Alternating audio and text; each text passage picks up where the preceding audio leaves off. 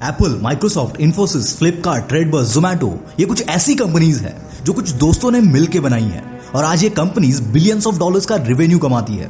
अगर आपके पास भी कोई बिलियन डॉलर का बिजनेस आइडिया है और आप भी खुद की कंपनी अपने दोस्तों के साथ शुरू करना चाहते हो तो इस वीडियो को कंप्लीट देखना, क्योंकि मैंने आज तक ऑलमोस्ट 8 कंपनीज की शुरुआत की है।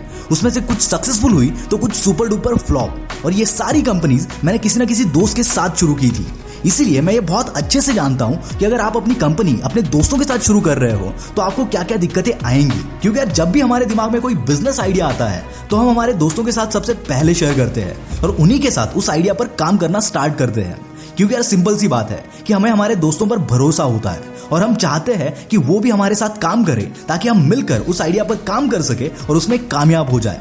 पर दोस्तों एक बात हमेशा याद रखना, दोस्तों के साथ बिजनेस चालू करना दो-धारी तलवार जैसा है। इसके बहुत सारे फायदे तो है पर कुछ घाटे भी है जो मैंने अपनी आंखों से देखे हैं। शुरुआत में कोई तकलीफ नहीं होती, पर जैसे जैसे वक्त गुजरता है तकलीफें बढ़ने लगती है और धीरे धीरे शुरुआत की सारी एक्साइटमेंट खत्म हो जाती है और काम करने का मोटिवेशन भी खत्म हो जाता है। इसलिए जो कुछ भी अभी बता रहा हूं एक एक पॉइंट बहुत ध्यान से सुनना, ये आपके लाइफ में आने वाले बहुत बड़े तूफान से आपको बचा सकता है। Number 1, choose the right partner. सिर्फ इसलिए किसी को अपना को फाउंडर मत बनाओ क्योंकि वो आपका दोस्त है, क्योंकि शुरुआत में तो बहुत अच्छा लगता है पर बाद में ये आपकी दोस्ती और बिजनेस दोनों को खराब कर देगा। क्योंकि यार स्टार्टअप में शुरुआती वक्त हर किसी को पूरा डिपार्टमेंट संभालना पड़ता है, जैसे कि ऑपरेशंस, फाइनेंस, मार्केटिंग, टेक वगैरह वगैरह। और अगर हर बंदे में सेम स्किल है तो रिस्पॉन्सिबिलिटी डिवाइड करना बहुत डिफिकल्ट हो जाता है। इसलिए स्किल्स और रिक्वायरमेंट के हिसाब से अपने को फाउंडर को चुनो। अगर आप मार्केटिंग और फाइनेंस में अच्छे हो तो ऑपरेशंस और टेक संभाल पाए ऐसा बंदा ढूंढो। याद रखना आपका टीम ही आपके कंपनी का फेस है, इसलिए यहाँ कोई जल्दबाजी नहीं, कोई दोस्ती यारी नहीं। Number 2, divide the responsibilities as per the skills. शुरुआत में हर फाउंडर की रिस्पॉन्सिबिलिटी क्या है ये जानना बहुत जरूरी है, और उससे भी ज्यादा जरूरी है हर फाउंडर को उसके स्किल्स के हिसाब से रिस्पॉन्सिबिलिटी देना। क्योंकि अगर स्किल्स ही नहीं है तो काम बराबर होगा नहीं और बाकी लोगों की चिड़चिड़ होगी। और याद रखना बिजनेस एक टीम गेम है, यहाँ पर एक भी बंदा अगर सही परफॉर्म नहीं कर पाया तो इसका अंजाम पूरी टीम को भुगतना पड़ता है। Number 3, record everything. Roles, investments, accounts, founders percentage, ये कुछ ऐसे फैक्टर्स है जो आगे चल के झगड़े का रीजन बन सकते हैं। इसलिए इन चीजों का रिकॉर्ड पहले से ही एकदम क्लियर रखो और जितना जल्दी हो सके उतना जल्दी सब लीगल फॉर्मेलिटीज यानी कंपनी रजिस्ट्रेशन, इक्विटी डिस्ट्रीब्यूशन कर लो। इसमें आपका सीए आपको ये सब करने में हेल्प करेगा।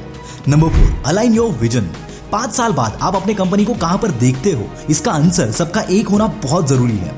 मैं मानता हूं कि स्टार्टअप जैसे जैसे बड़ा होता है वैसे वैसे उसका बिजनेस प्लान और विजन भी चेंज होता जाता है, और स्टार्टअप्स में ये सब एकदम नॉर्मल है।